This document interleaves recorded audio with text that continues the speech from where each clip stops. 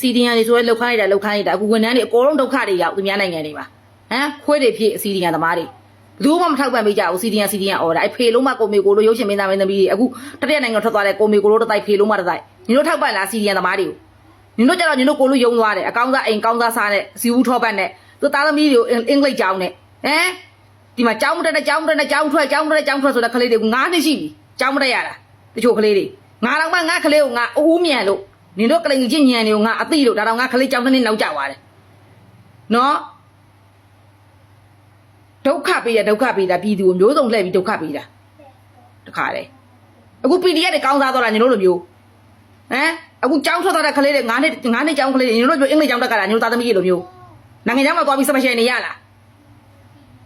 အခု CDN ဆရာမတွေအခု CDN ဝန်ထမ်းတွေ